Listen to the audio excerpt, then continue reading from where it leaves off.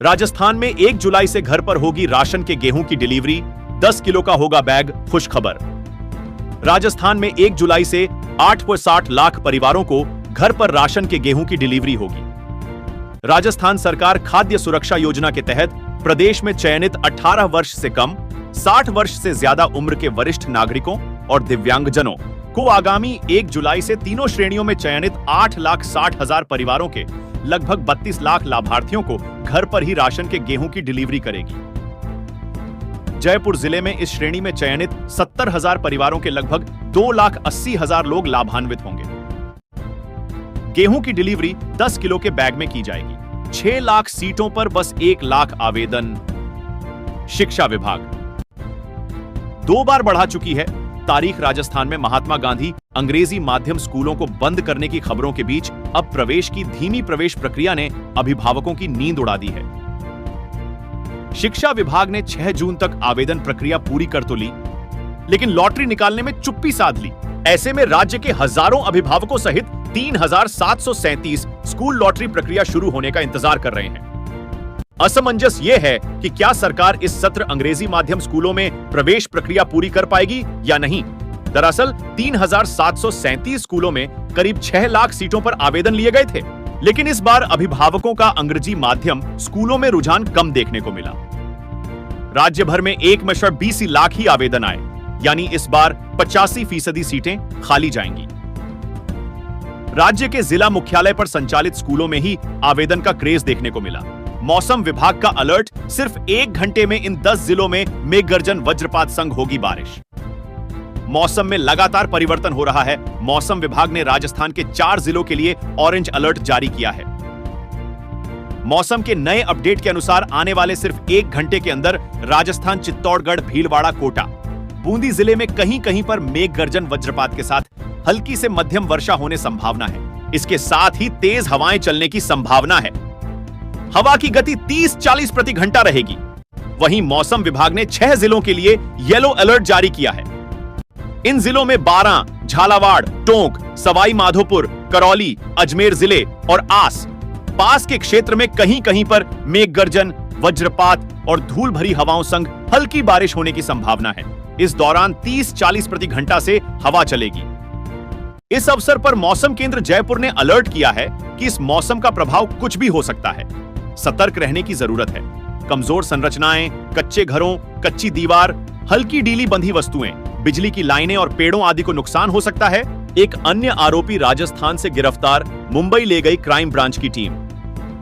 जाने अब तक के अपडेट। सलमान खान के घर पर हुए फायरिंग मामले में पुलिस ने एक और आरोपी को राजस्थान के बूंदी जिले से गिरफ्तार किया है। मुंबई की क्राइम ब्रांच पुलिस ने मामले में यह 6ठी गिरफ्तारी की है। क्राइम ब्रांच की टीम ने रविवार को बूंदी जिले के हिंडौली से बनवारीलाल लट्टूरलाल गुर्जर नाम के व्यक्ति को गिरफ्तारी किया, जो लॉरेंस बिश्नोई गैंग से प्रभावित है। उसने पिछले दिनों यूट्यूब पर लॉरेंस बिश्नोई गैंग की चर्चा करते हुए सलमान खान की हत्या का योजना का जिक्र किया था।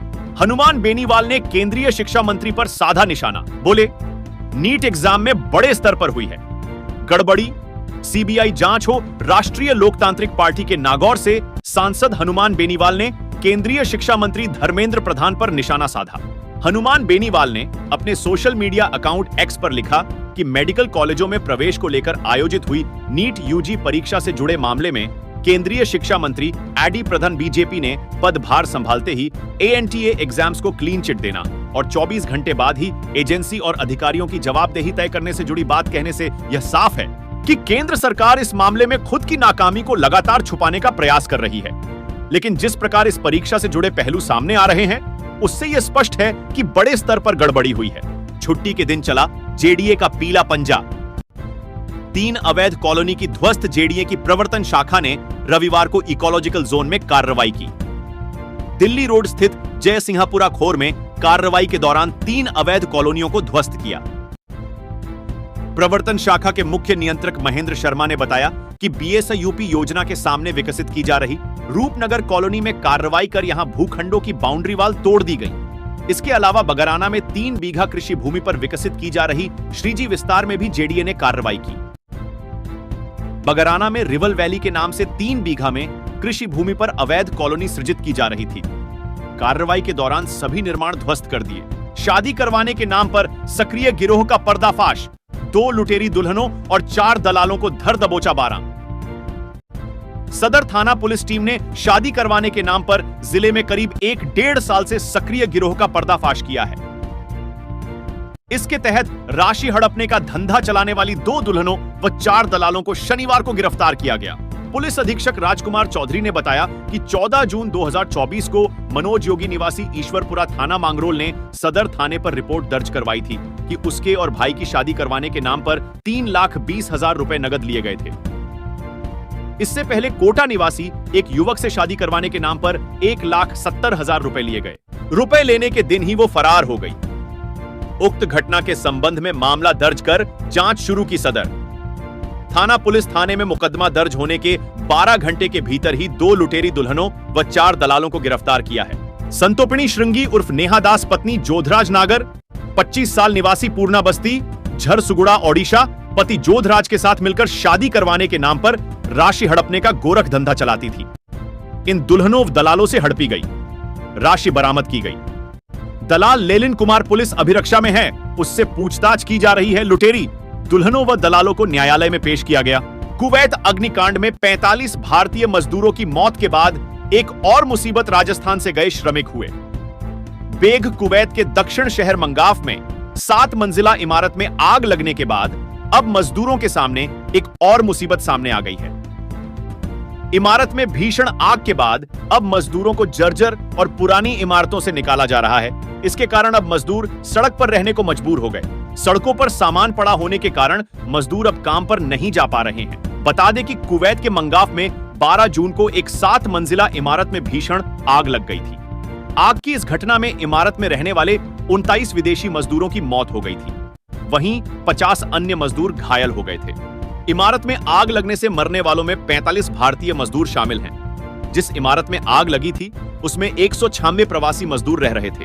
जयपुर हेरिटेज मेयर ने रिश्वत लेकर जारी किए थे पट्टे, एसीबी को मिले सबूत। एसीबी ने अपनी जांच में मुनेश के खिलाफ पर्याप्त सबूत पाए हैं। एसीबी ने अब सरकार से मुनेश के खिलाफ अभियोजन की इजाजत मांगी है। स्थानीय निकाय आयुक्त की इजाजत मिलते ही उन पर कार्रवाई शुरू हो जाएगी। एसीबी ने 4 अगस्त 2023 को हेरिटेज निगम की मेयर मुनेश गुर्जर के घर पर छापा मारा था।